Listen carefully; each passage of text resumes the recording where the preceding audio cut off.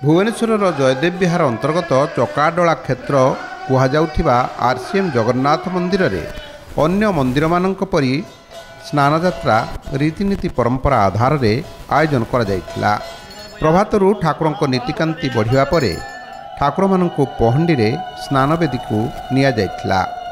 एठारे सेवक मानक द्वारा स्वतंत्र नीतिकांति रे पूजा अर्चना करागला। चकाडोला क्षेत्रर परिचालक श्रीजुक्त प्रवीण कुमार पाल एठारे ठाकुर मानक सेवारे निजको नियोजित करथिले। आरसीएम मंदिरर समस्त पूजक और सेवक माने ठाकुर मानकर एई स्नान नीति संपादन करथिले। बहु संख्यार भक्त ठाकुरंकर स्नान नीति देखिबा पई एठारे उपस्थित थिले। 2004 मासे ए मंदिरटी महाप्रभुकर आगमन लेकरी महाप्रभुकर आशीर्वाद रे महाप्रभुकर सपदेश रे मंदिरटी हम आश्रम कैंपस तैयारी करथिलु कि एटा आश्रम जगन्नाथ मंदिर फेमस आउ आम जो मंदिर तैयारी करूँ से महाप्रभु को मागी महाप्रभु बहुत मंदिर आप रही ये मंदिर जमी यहाँ सेकेंड टॉलेस्ट टेम्पल आपंकर हम से आम मंदिर आरंभ कर आप आशीर्वाद करूँ सेकेंड टॉलेस्ट टेम्पल करवा और अन्य सब मंदिर करके लोक मैंने आपंकर पूजा आराधना मर्यादा सह करेंगे सब जहाँ इच्छा था आसिक पूजा करेंगे आ पूरी को जमी न आसिक पाखे ये आपंकर सान्निध्य पाइपर से अनुसार मंदिर आम श्री श्री ठाकुर अनुकूल चंद्रंकर दिव्य सत्संग मनीष जीवन में सुख शांति और आनंद भरी दिए।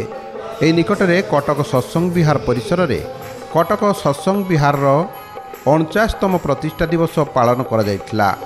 हजार हजार संख्यार गुरु भाई और माँ माने यह उत्सव में जोगदे श्री श्री ठाकुरंकर भावादर्श उपरे अनुष्ठित सत्संग को उपभोग करथिले।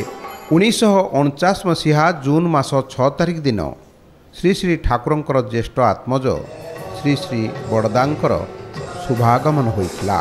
कटक ठारे पहुंची कटक सत्संग विहार शुभारंभ करथिले। से एही स्मृति को उज्जीवित करी रखिबा पई प्रतिवर्ष एही शुभ लग्न रे एठारे सत्संगर आयोजन करा जाउछि।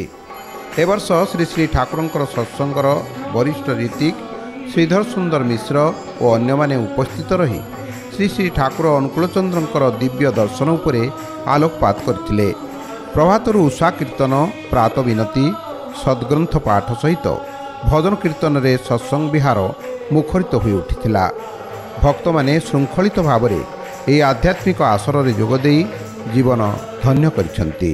आज को 49 वर्ष पूर्व 1976 मसीहा जून मास 23 तारिख में परम प्रेम श्री श्री ठाकुर अनुकूल चंद्रंकर ज्येष्ठात्मज परम पूज्यपाद श्री श्री बड़दा शुभागमन होता ये कटक सहर।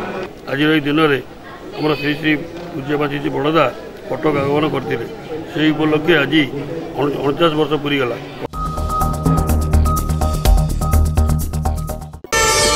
प्रार्थना आम आनंदर उत्स।